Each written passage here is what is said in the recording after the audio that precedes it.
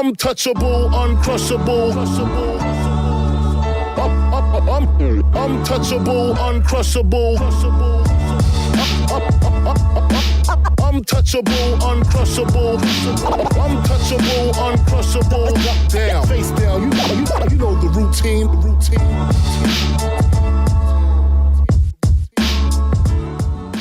Hello, my name is Sati Gossett, and welcome to another episode of Pan and Zoom, where we talk to creatives about being creative. Today, we have a wonderful guest, Seth Clark, editor for various forms of media. We're going to talk about his career, what makes him tick, and more importantly, what makes him cut. How you doing, Seth? I'm well, Sati. Thank you for having me. So you were an editor, and here on the show, we like to talk about the craft of, whatever skill set you're in, and we want to know, how did you get into it? What was your aha moment saying, hey, I got to do this? I found the quiet quality of editing to be probably the most attractive. I love the art of filmmaking, and the act of being on a set was, I think, far too many people and too difficult an environment for me to understand when I started off. Rather young at 16, 17. And I tried a lot of different departments, but the concentration of ability to have the influence over story to the extent that editors do, combined with the somewhat quiet nature where you can pour over it in a manner that's a little bit less hectic usually, is probably one of the things that attracted me most. And fortuitously, I was pretty involved in technology and computers and hot rodding computers a little bit as a younger person, right as my industry was transitioning from largely analog print media film to digitized nonlinear editing. That comfort in the digital landscape was a major advantage to me, and it opened doors where other people who were well established in the industry were unfortunately had a more difficult time transitioning to the digital. So there is perhaps relevance once again in the AI transition there now to make a comparison to evolving workplaces or lack thereof. So once you became versed in the world of editing, were there certain editors that you kind of say, oh, I love this editor? Like when it comes to mind, like the greats like Walter Murch, Thelma Schoonmaker, Sally Menken. Did you follow certain editors coming up? Editing is difficult to quantify. When you look at an editor's work, you can gain a knowledge of their influence only by looking, I think, at more than a couple of pictures. Until you look at the vast quantity of work, you kind of don't know if it was the script, the director, the luck of the performances, or a really good editor. But I think you can start to pick up on those patterns of the editor's work if you see enough of their material. It was more a matter of what films do I like, what style of filmmaking do I care for, and following editors by way of the directors that they end up working with is usually how I ended up becoming a fan of Dodie Dorn, for instance, or Walter Murch to some extent. Lessons from all of these people because they all have phenomenal careers and great skill to share. So yeah, can you talk about some of those lessons that you may or may not have learned? Like sometimes you can learn just as much from people's mistakes as people's breakthroughs. I mean, I have always thought of myself as a writer-director trapped in an editor's position. I think that is not a unique perspective to me. I have heard more than a few editors voice aspiration for directing or more, traditionally profound kind of involvement in the storytelling.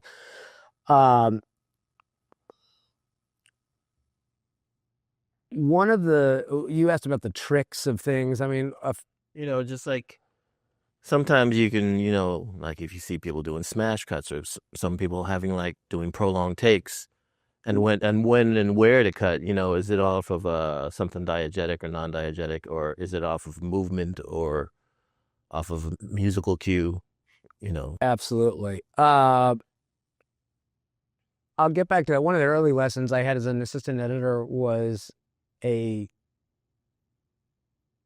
argument between a couple. I was eavesdropping on an argument between two different assistant editors who were voicing their opinions on the appropriateness of the cut point when you punch or when an action place was.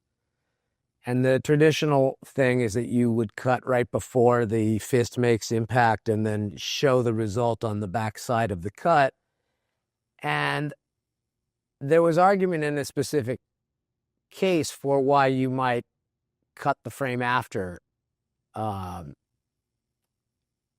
that it made it a little janky, that it just added a certain je ne sais quoi to that particular cut situation. There are times to break the rules was the basic lesson in this conversation, that yes, a scene starts with a wide shot and then it goes to the 2 and then it goes to the single for you. And then when you say something shocking, it goes to the extreme close-up on my reaction before cutting back to the wide for the stillness in the room, or whatever the typical pattern is, but that you might as well start a scene on the extreme close-up for some reason. And it really depends, of course, on the in and out of the scene, where you're coming from, where you want to start emotionally from. So it's the less I think about filmmaking in technical terms and more in emotional context and what I want to feel, and or how the visual can support what it is I want to feel from the story, I feel like I get better results than focusing too technically on.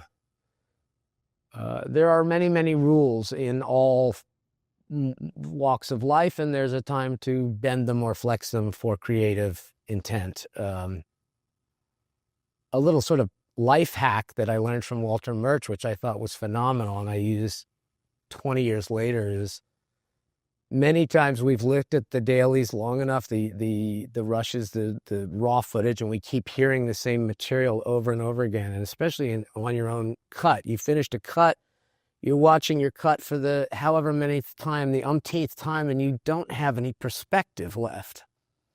And Walter shared an anecdote where he cut out a little cardboard cutout of the heads as if he was in a movie theater, and stuck that to his viewing monitor so that it looked like he was looking over the heads of other people to see the picture, and it added a psychological objectivity that he wasn't able to get, or that helped him get that. I find that sometimes like a dog is in the room, and as long as there's somebody in the room, you go, I'm going to look at this as if it's an audience in the room. And so if you can train your brain to sort of remain fresh, that's one of the tricks for sure. Yeah, I mean, I can imagine, because they say that, film has 4 stages. One that's on the page, one that you actually shoot, one that you actually edit, and then the one that you see the final product. You're in the 3rd stage. It's very much a relay race. And, what do you need from a director as far as help bringing the vision to life as an editor? Because some directors are very hands-on. Some are like, yeah, just give me your first rush. And communication is the number one thing I look for in either a director, if it's a feature film, or the EP writer, if it's a television project. That is, whoever is the creative force telling me what to do on this, what do they want? Don't tell me to, trim 30 seconds out of scene 5. Tell me why you want to trim 30 seconds out of scene 5. Because it's important to get to scene 6 early, or because scene 5 is dragging, or what? What is the reason for what you want to do? And maybe I can help bring some stuff to that. So the emotional context is really big. There's a lot of on a need-to-know basis in film, for obvious reasons. They don't want too many cooks in the kitchen. An editor is sort of walking the line between a button pusher and a creative position chief. And it's important that you keep the confidence to know you are absolutely a technical department head, but that you tell everybody that you work with that you're just there to push the buttons for them. Because if there are too many cooks in that kitchen, there's just too many cooks. So it's a very political game being an editor, in that it is, and it's all art and it is all technical. And you have to be quiet about some of that and loud about other. We were joking saying that, the T-shirt, blame it on the edit. But you've also heard the other school of thought where it's like, this film was saved in the edit.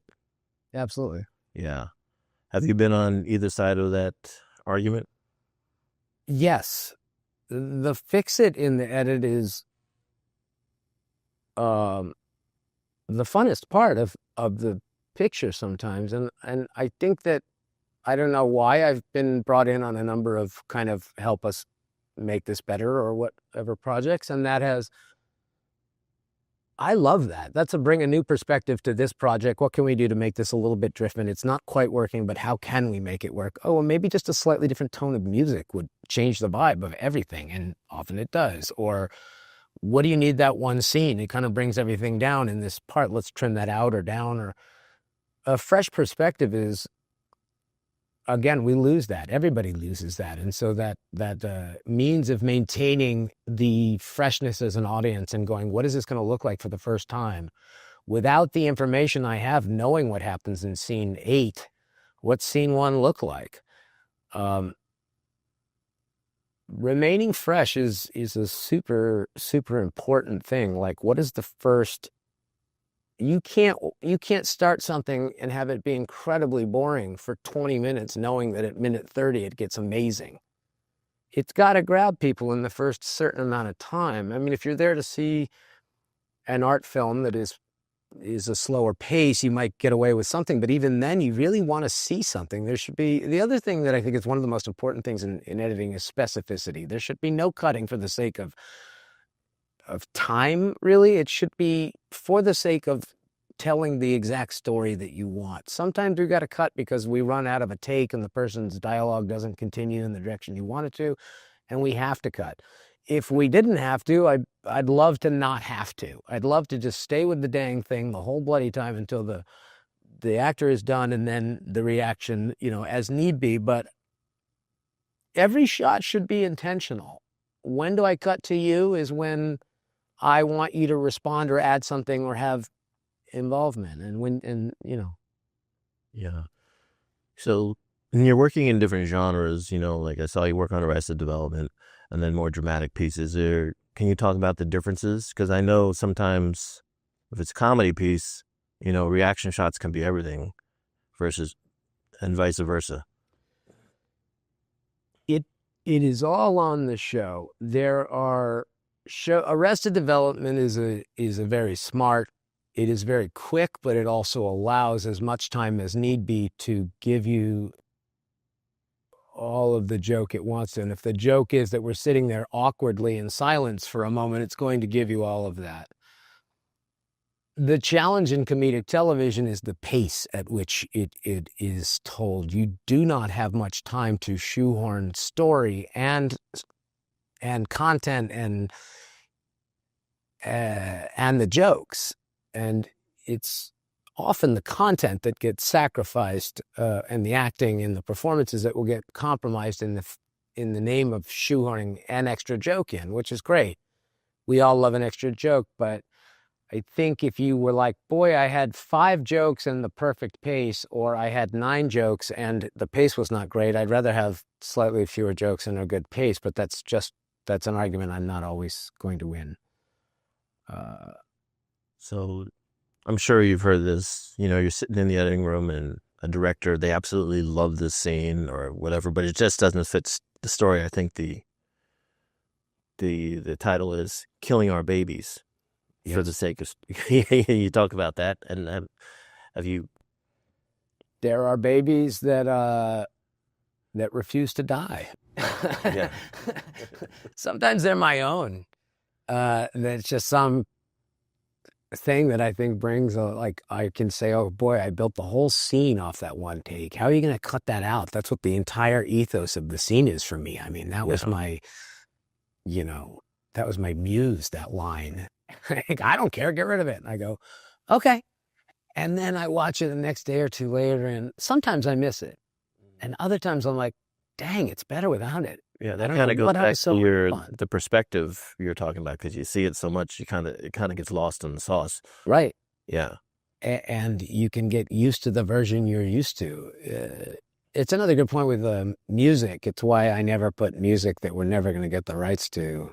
I try not to ever put music in that we're not going to get the rights to into a temp cut, because the more you get used to some expensive song that you're not going to get, then that no other song will do. And you're like, well, we're just not going to be able to afford that song. So better to not go down that road. Yeah. Now, in the current state of affairs of Hollywood, how do you see things like AI coming into the craft? How does it make it stronger? How does it make it weaker? I am a proponent of technology. I think it is what helped gain my access to this business. I think that it has a place. I don't quite understand.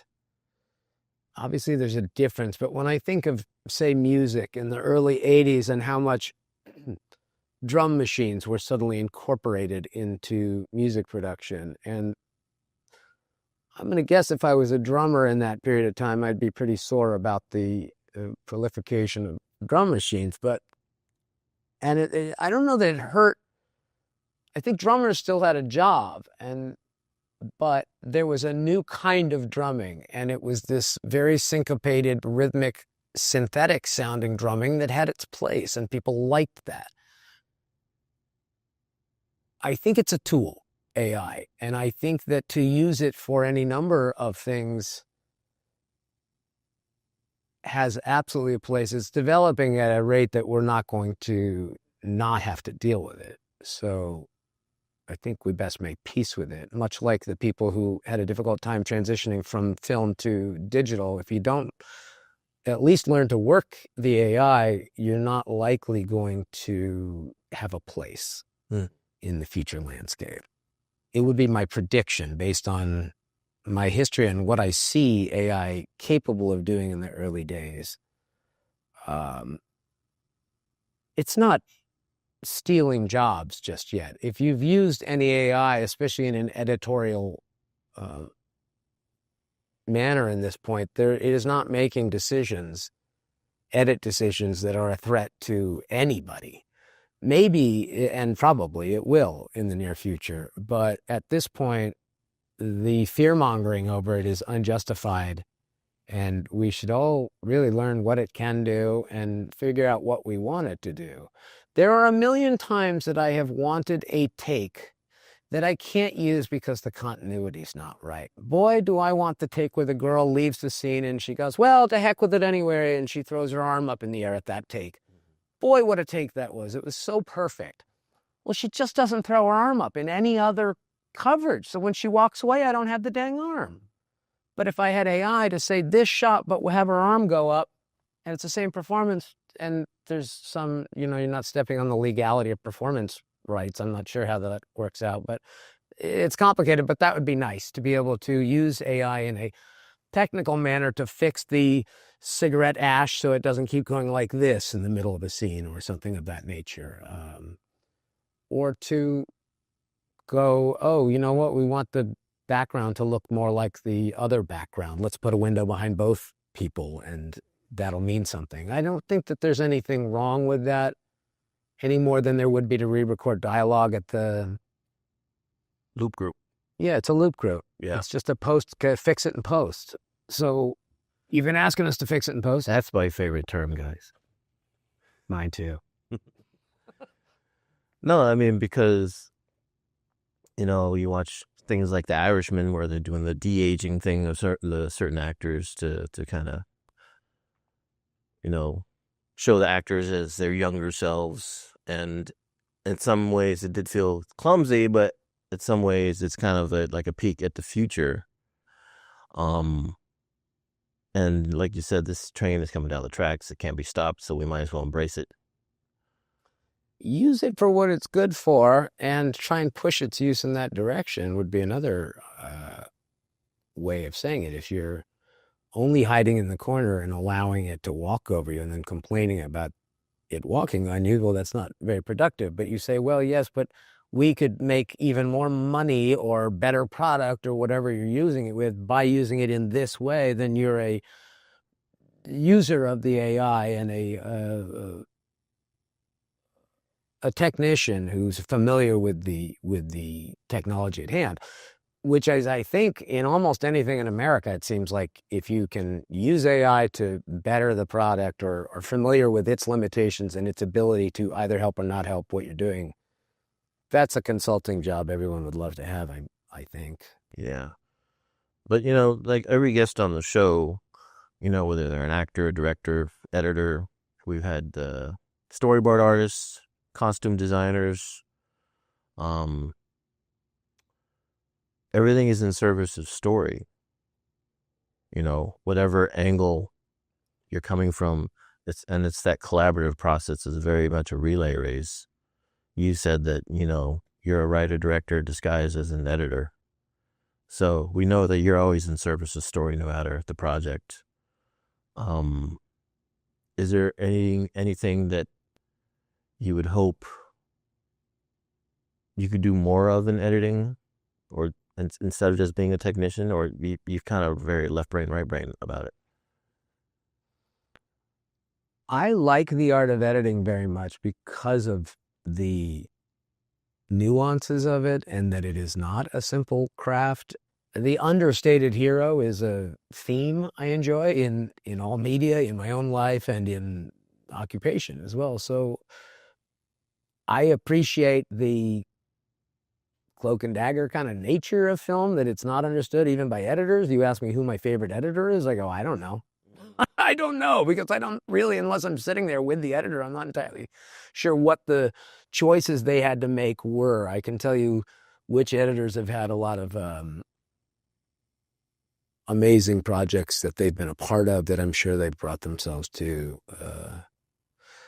Part of me being able to watch films with good objectivity and my own work over and over again with objectivity is the ability to maintain a fresh perspective as an audience. And I do not often, unless things are kind of going awry, watch films or media in general and think about the construction of the media. I maintain my freshness as an audience. I'm there for the ride unless something bumps me, to use a very obnoxious term. I don't let it bother me. I'm like, cool, let's keep going. Let's watch where this is going. You know, it's funny when you see a film edited poorly, you know, it's just like, it's very jarring, you know, because there's no sense of rhythm. 100%. 100%. Can you talk about that at all? I think that I told you editing attracts a certain, for me, it was attractive. It was not too many people. It was, and it's a specific question because, you know, there may be a new filmmaker out there and they only see the editor as like a serviceable thing and they don't bring anything to the story. Like you say, they're a button pusher, but we both know that's the contrary. I think it is and it isn't. I think some editors are button pushers and very successful at it. And I think there's a place for it. And I think some directors don't want another very creative voice in the room with them. They've got all they need in their own heads and the heads of the other producers or whomever else. That's why I'm saying you really have to know what kind of job you're going in and your coworkers to say, how do I mesh with this story? Do they want someone who's a collaborative part of the storytelling process, who wants to say, hey, that take's not good, dude. Let's try a different one because to me it says this and that and the other, and we want to say this other thing. That's only going to be heard if the person wants to hear your opinion about it. So if it's a job that they're like, I really just need somebody to push the darn buttons, then you want to be quiet then. So that takes, again, this is a political, it didn't take me that long to figure out which button did what on a nonlinear editing system. And it's taken me 30 years and counting to figure out the political nature of working in a room with executives and other creatives. It's very much a dating or, you know, social activity. There's a lot of analogs to compare to that kind of thing. And you have to be kind of socially aware to make those choices. No, it's very true, and like anything, especially in the business, everything is very relationship based, reputation based. Like, Seth is a great guy. He takes great notes. He gives us great suggestions. Da da da da. Versus, no, Seth is a director trapped in an editor's body. And I bet I have a couple of people who've said that. I mean, that's the thing that so many of us are, and I think that a lot of editors who are trapped in directors trapped in an editor's body, they either do get a reputation of, dude, you're not the director, so settle down, or they learn to settle down when it's appropriate and voice themselves when the director is asking for that help or the producer's asking for help. Because many times everyone's looking around being like, how do we fix this? That's the time to go, I have a suggestion, and maybe it's cool or not.